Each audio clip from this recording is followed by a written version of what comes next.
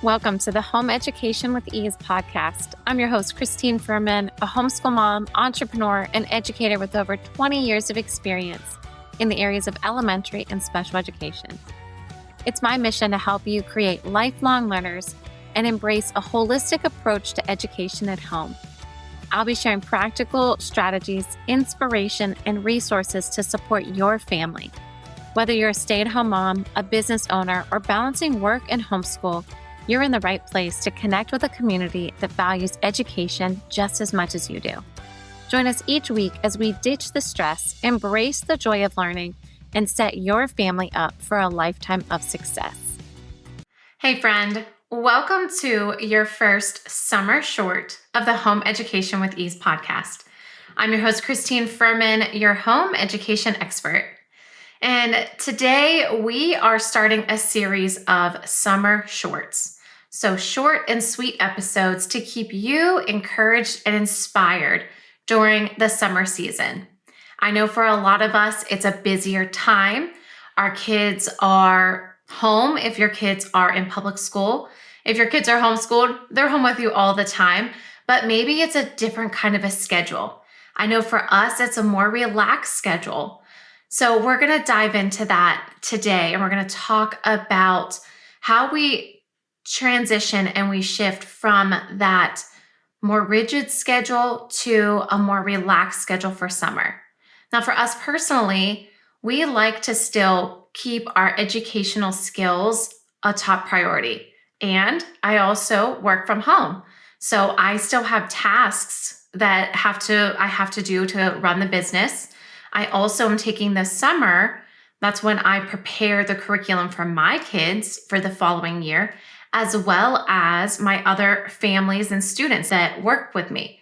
So in the summer, it's definitely more relaxed because I focus on my work. My kids have a little bit more free time, but they still have skills that they have to complete and chores that they have to complete while I'm working. So then that way, when I'm done, we can go to the pool, we can go outside and have some good quality family time. We can go play pickleball, which is something we've been enjoying recently. So that's really what we're going to dive in today. How can that happen for you and your family? Whether you are working from home and now your kids are home with you, what does that look like? How are they being entertained during the day? And if you are a homeschool family, what does that look like for you? So for us, my kids are Ella and Alex. They are a little bit older now, which I'm loving. They are 10 and 8, definitely more independent. They're able to complete tasks more on their own, which has been very, very helpful. And that's something that we started, a couple weeks ago, where I said, okay, here's a list of things that I need you to accomplish. And I'm going to record a podcast, or I'm going to work on curriculum, or whatever the business task that I am working on. So I just write this list down, and they have just been so good about going to that list and checking it off. Not every day, but most of the days, all of the tasks are completed, and it just makes me feel so wonderful that they are taking that initiative, because they also know that we have some big things going on this summer. They know that in the evenings, as long as the weather's nice, we're going to go to the pool, or we're going to go outside and we're going to have some good family time, or we have a trip to Disney coming up, or a 2-week trip to Pittsburgh that's coming up. So they know that if we put the time in now, that if I put the time in, we're going to actually be able to enjoy those things coming up throughout the summer and you just have that good intentional time with each other. So that's really important. I really think it's very important to talk about what are the goals with our kids. Why is it important for them to accomplish these tasks, these things that need done? So for us on our tasks, those are things like the dishwasher and the dishes. They now have kind of graduated, if you will, originally from the time they were 3 and 5, maybe. Their job was to empty the dishwasher. And at that point, it looked different than what it does now, right? At that point, I was there with them and I was saying, okay, get me the plates and here, I'll stack them in a stack with you. or here are all their plastic, cups and things, and they put them in their cupboard that was down low for them to reach. Now, as they are older, we have a lot more glass. They are able to stack things up by themselves. They're able to put all the silverware away. I mean, they're able to totally unload the dishwasher by themselves, but that took time. And that is something that I talk about a lot, the teaching moments. Those are the skills that are going to stick with them forever. Because once they leave my house, I want them to be prepared for life. I don't want them to be in an apartment for the first time, or in a house, or in a relationship and realize, like, I never did the dishes, or I never did my own laundry, or I never learned how to cook. Those are important skills for me to instill in my kids. So if you ever are like, I need help in that area, please reach out, because that is an entire thing that I focus on called the teaching moments, where I really am setting your kids up for success in life with those life skills. And so now my kids are able to, like I said, totally unload the dishwasher, and they're able to now load the dishwasher, which is nice. One more task kind of off my plate. And the good part about this, one, is it's teaching them responsibility, but two, it's taking a task off of my plate, which then allows me to put more energy into things that I need to be focusing on, whether that's growing the business, whether that's making sure we're ready to go to the park or to go to the pool. So that has been really helpful too. So I highly encourage giving your kids tasks and chores that are age appropriate for them. And if they are just learning, definitely stand right there beside them, guide them along the way until they are able to do it confidently and independently. It may take some repetition. And for me, yes, my kids are able to do a lot of their tasks and chores on their own, but we've been doing it for years. And there had been years where I needed to step in and help them. And then sometimes they would ask the questions, well, what do I do with this? Or how do I do the laundry? And I'd come in and I'd help them. Or if I thought they were ready and then they were like, what do I do next? Say, it's okay. Here I come. I'm going to come show you. So it's all about that positivity as well, allowing them to look at these chores as, wow, I have responsibility in the house. I'm helping to keep the house running, and I'm learning how to do it without anyone getting upset. Even if I make a mistake, mistakes are going to happen. Things are going to happen. Dishes are going to break. Glasses are going to fall. It's part of life. And just thinking about that, thinking about the positivity around it all, because that is important too. So those are some things that are on my kids' list, in addition to practice the piano. Even though they had their piano recital, I still want them to keep their skills up until we have practices again. This also falls under the same category as practicing their educational skills, their academic skills, right?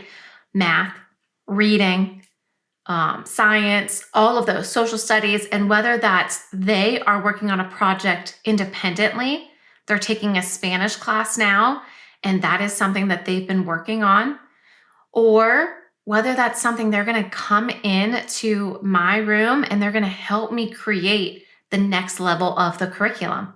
So they're already being exposed to some of the skills that I'll be teaching next year, because they are here with me creating it. So that's also a cool part about it, is like just bringing your kids into what you're doing. Let them see what you're working on. Let them be a part of it, because that is really going to continue to build their skill sets. Practice the math facts. Continue to read chapter books, find things that they're excited to read about. Whether that's Magic Tree House. I will always go to Magic Tree House because they have a variety of topics, whether it's history or the safari. One year we did an entire summer, or a month or so, about the safari. And we talked about all the different animals in the safari. We read chapter books, we read picture books, we made Lego scenes out of, to make a safari scene. All of the things, the geography, everything, we just dove into it. And it's something that's fun for everyone. So don't discredit those kind of learning opportunities because they are still learning. And you can totally take those kind of situations and make some math problems out of it. Talk about the weight of the animals, which animal weighs more. Talk about how big they are. Talk about how many young they have, or whatever that may be. You can always incorporate math. You can always incorporate reading and science and even history into a lot of things that we're going to do. And we'll talk more about that next episode, how we can take just these fun activities for the summer and really dive into how can they be learning moments. So we're going to talk about that next week. But let's continue to get back to our routine for summer. So I make this checklist for my kids and I say, okay, here are the things that you need to do. Piano, math facts, Spanish, the dishes, reading, laundry, whatever the task is for the day of the house, whether that's vacuum the floor, steam the floor, steam mop the floor, do the bathrooms. So I've written this all out. I've even made a checklist for them to see, all right, throughout the week, these are the things that are scheduled for the days. If it gets messed up, if the schedule gets bumped, that's all right. We'll just either do it the next day or we just come back to it next week. And here's something else that I've had to let go as a recovering perfectionist for sure.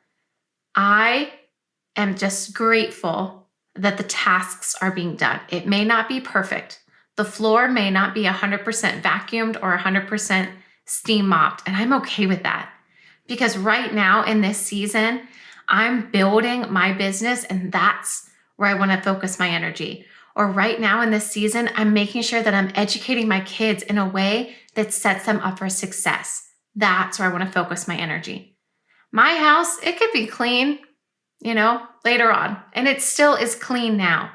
That's why I'm saying sometimes we just let go of those things and we just say, it's good. It doesn't have to be perfect. So think about that. What are some of the things that you can let go of and say, it's good. It doesn't have to be great. It doesn't have to be perfect, but it's good. So think about that. Think about setting up a schedule for the summer. So what does it look like for you? Do you have to work 9 to 5 and your kids are home with you all day? Well, what does that look like? Is 7 to 9 an opportunity for you guys to have some quality time before you get into your workday? Do you have a lunch break where you can take a break and spend some quality time with them and let them know their expectations from 9 to noon and then from 1 to 5 or whatever that schedule is like for you? And then letting them know, what are we going to do after?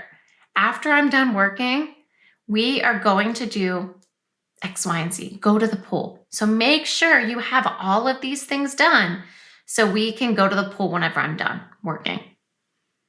Or does it look like you have complete control of your schedule and the kids are going to do some activities in the morning, whether that's with you or whether you have to work, right? For me, I have to still work on tasks, but my kids can be working on learning, right? They can be doing their math. They can be doing a reading program. They can be doing, or like a computer program.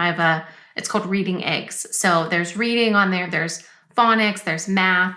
And that's just something fun. It's just something extra that they can do. And that's something that I'm totally fine with them being on a tablet because they are doing something educational, whether that's an art project or a science project, or Ella just started her business. So she's selling dog treats. She spent the entire weekend in the kitchen making dog treats for all of the orders that she had.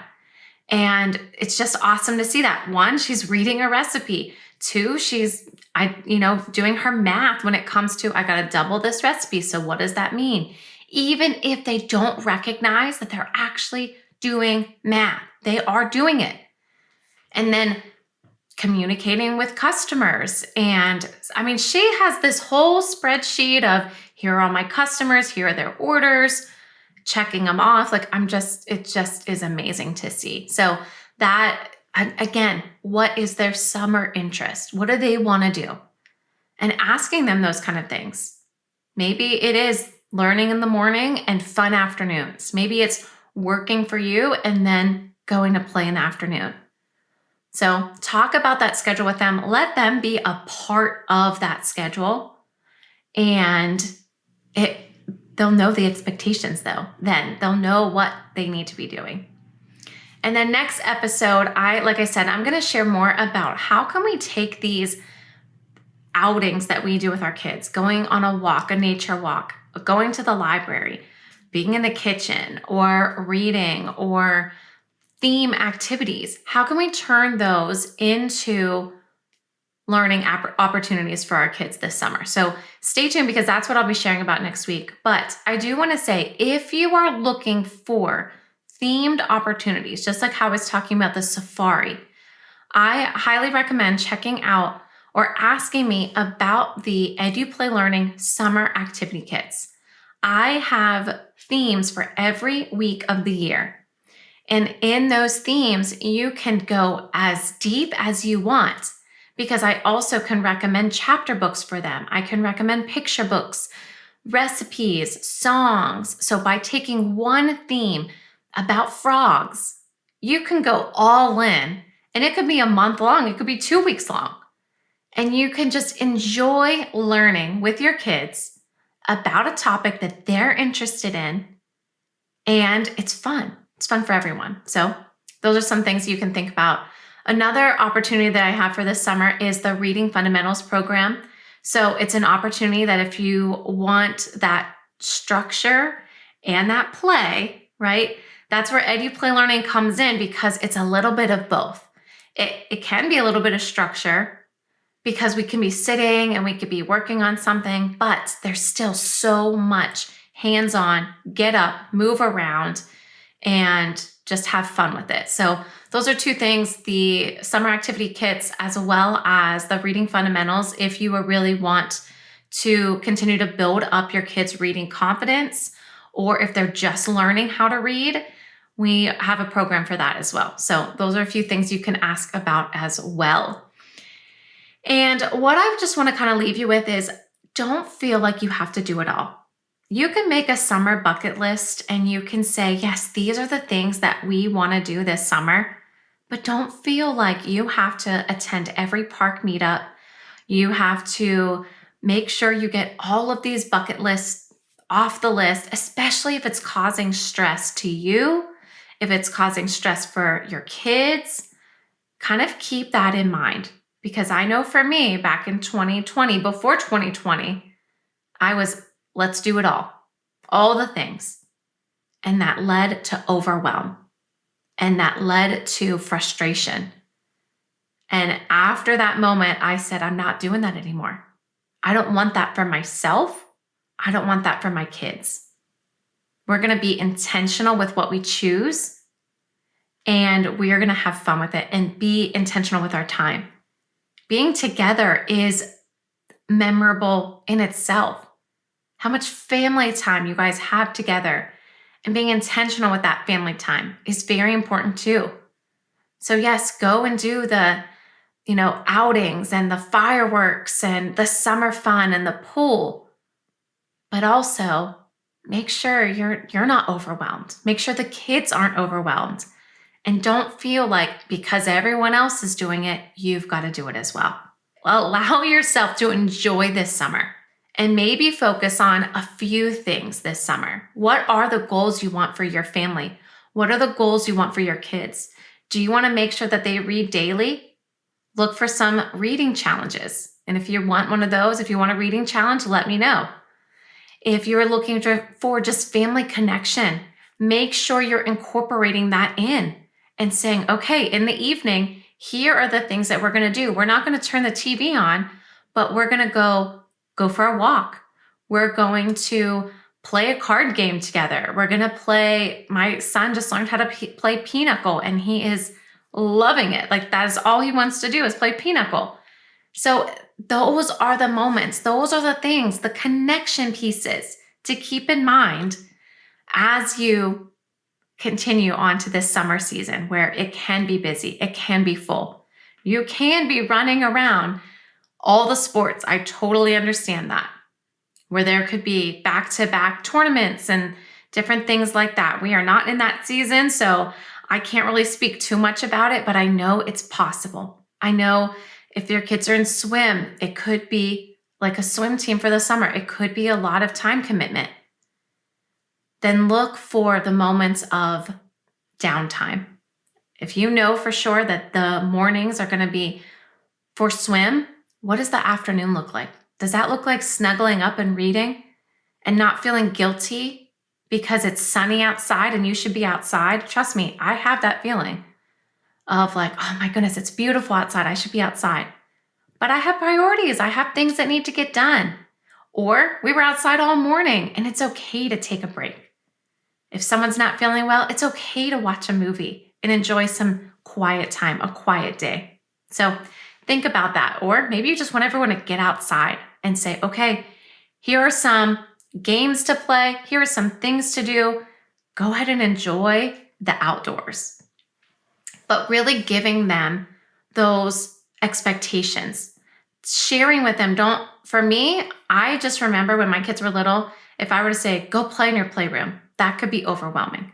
If you were to say, go outside and draw me something with the chalk, or go outside and play kickball, or go outside and find me some bugs or some flowers or different leaves from the trees, giving them a task to do is sometimes helpful to kind of get them started.